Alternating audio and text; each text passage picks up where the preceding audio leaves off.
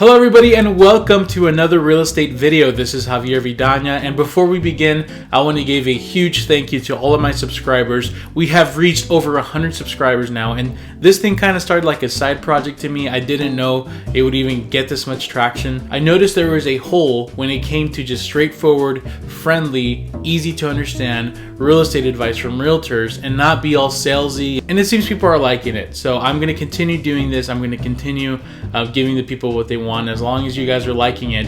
And if you ever have any particular question or comment or anything you want me to talk about, you can always leave a comment below. I always read all of them, and I'll make sure to talk about it in my next video. So on to the next topic, which is about homeowners associations. An homeowners association, or an HOA like I will call it from now on, is basically an organization that's their job is to maintain and preserve the value and basically the feel of the neighborhood that you're currently looking into buying. And in short words, what I tell people is, if a house looks like it's newer, you know what I'm talking about, that stucco with that roof and the garage and all that subdivisions where the houses kind of look alike, probably 95% of the chance it's going to be an HOA home, because we know these builders in the last 10 to 20 years, anytime they've built a new development, they want to make sure the value maintains itself, so they always assign an HOA to a certain area. In my experience, there's either two types of people that I encounter, especially my first-time home buyers. This is what they usually have.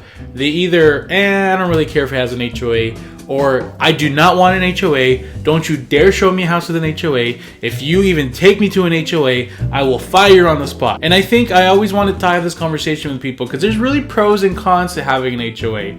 And honestly, I think in my opinion, there's a little more pros. However, if you are trying to live a certain lifestyle, then maybe in some cases an HOA will not work for you. So in this video, I'm going to talk about the pros and cons of an HOA, and essentially helping you decide if you either want an HOA, if you don't mind one, or if you absolutely do not want one. So let's start off with a good pro of an HOA. The HOA's job is to maintain the value of your home. They're not there to just show that, hey, check this out, we can find you if we want to.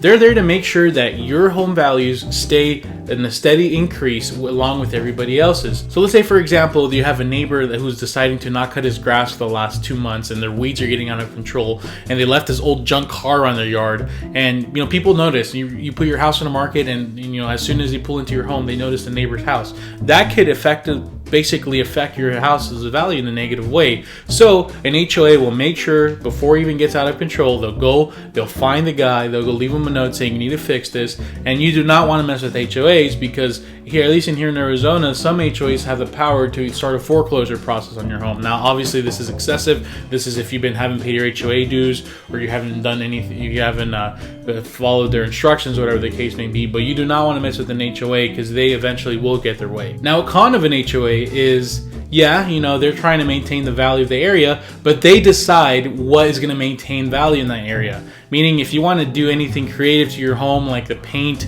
the front yard, a certain flower, you want to paint your door red, you want to paint your door certain colors, you always have to make sure with the HOA guidelines, and to make sure it's in the guidelines of what they want in that neighborhood. Usually being 3 or 4 shades of gray or brown. That's usually what they go with. So you kind of don't have much creativity when it comes to it. Now, sure, you can do some cool stuff, like some HOAs allow like the brick or like a brick design on the bottom half of the home, or some let you put certain plants and whatnot. But really, a good rule of thumb is you drive around the neighborhood, and whatever other neighbors have is what you're allowed to have. One of the biggest complaints I also hear is, they don't let me park my car in front of the street, or they only let you park in the driveway, and if you have a party, they're going to start finding you. Some HOAs don't do this, but some are really excessive with it, and they'll give you a ticket or something if you decide to park your car instead of the driveway, you park it on the side of the street. And I think that's a little crazy, but to get to my first point, they're doing it because they want to maintain a value, and they want to make sure the guidelines and the rules are being respected. Because you might just leave your car for a day or two in the front that you'll get fined $40, but then you potentially have a neighbor who has a junker car, like I said before, that's been there for months, and it's just an eyesore, right? You guys like my ringtone? That's cool, huh?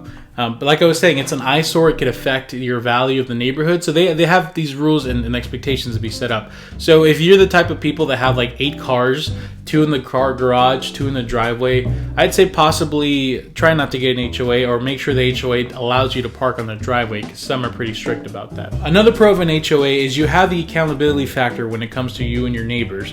So I discuss how they're trying to help maintain the value, but some of them are pretty strict, and that means if you get a neighbor who decides to, and some people know this who don't live in an HOA, if you have a neighbor that decides to just go crazy, they decide to stop cutting their grass, they started, maybe they do cut their grass, but they paint the house a certain color that is just very strange, or maybe they do some weird things in the backyard.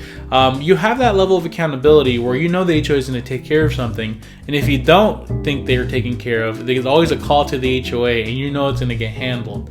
Now, some things we can't call the cops for, right? If a neighbor decides to paint their door white with red polka dots, you can't call the cops and say, hey, my neighbor decided to paint their door ugly and it's going to affect my value. But you can call the HOA and you want to say, hey, is he supposed to paint that door that color? I just want to double check. So you have a level of accountability, and I know some people won't like that, but you can always trust that everybody in your street is going to be held to a standard and they will not affect you negatively. A con of an HOA, unfortunately, is there is an additional cost to it. You will have to pay an HOA fee. Some of them are monthly, some of them are quarterly, some of them are semi-annually. I've seen some being $200 semi-annually. I've seen some being $30 a month. I've seen, for example, mine is $120 a quarter. So it depends on the situation, and it is an added cost that you definitely weren't expecting to pay, and it's kind of hard paying that, honestly, because you could be buying a home without an HOA and not save that money. But I guess at the end of the day, you kind of have to hope that it's helping out the neighborhood and they're at least maintaining the rules and regulations. Where does that money go and who do they pay for? I have no idea, unfortunately. Then there's no way to keep them accountable to what they do with that money. However, it is something kind of negative to think about. You do have to pay an extra $30-40, and it could affect maybe your pre-qualification amount once you factor that in. And I think my biggest pro, my last pro of this video, is you're buying a new house. 95% of the time, if it's a brand new house or 5-year-old house, it's newer AC, newer walls, newer everything, it has an HOA. So you have that peace of mind knowing that you're living, maybe it's your first, maybe you're the second owner, the first owner, but you have peace of mind knowing that something just got recently built, it got built up to a certain quality, and it's not going to break down on you soon. If something breaks down, it's probably because of lack of maintenance, right? But if you're buying a 10-year-old house, it just got built in the last 10 years, and it's not over 50 years old, and there's potential problems and people who've lived there and died there, who knows, right? But you at least have that peace of mind knowing you're buying a newer house. My next and last con is there is no character to homes with an HOA. You can disagree with me all you want, but there's just something about an older home with a nice patch of grass, with that brick walls and whatever the situation may be. They just have more character to me. This is a more personal opinion, I guess. But these homes with HOAs, there's just you buy a home and you'll find the next exact home probably 2 or 3 doors down. Right, there's probably 3 or 4 or 5 models for every subdivision, and you just see it multiplied over and over again. So it's nice to have a newer home, but there's just no character to it. You can try to do your own flourishing and your own nice touches, but like I said, an HOA will not allow you to really show your creativity with the home, like as if you had a brick home with no HOA. I think at the end of the day, I always come back to this advice all the time. Consider how long you want to live in this home for. If this is your forever home, and really consider if you want an HOA home. If you want an HOA, you have to pay that. You can't paint the outside, but if you like the inside and it's brand new, then it's all for it. But if this is a 2-3 year home and you don't want HOA, it might be okay just to buy one for the next 2-3 years, because it's not your forever home. You're just gonna live there. You can't do what you want with it, but just live in it so you're not paying rent. Once you might qualify for more, you might go buy a traditional home next time around, and you can do that. Now, if this is a forever home and you want to be creative with your home and do certain nice things to it, maybe don't consider an HOA, right? Because then they're not going to allow you to do what you want with the home. All right, guys, that's it. Thank you once again for helping me reach 100 subscribers. My first 100, I'll never forget you guys. Thank you so much. And if you are interested in having a conversation about real estate and you are in Arizona, you can learn more about me at javiervidana.com. There you can scroll down, know I'm in real estate, and then there's a little link there where you can click to start browsing some homes, and you can also learn about other things I'm involved in. Thank you guys, and I'll see you in the next video.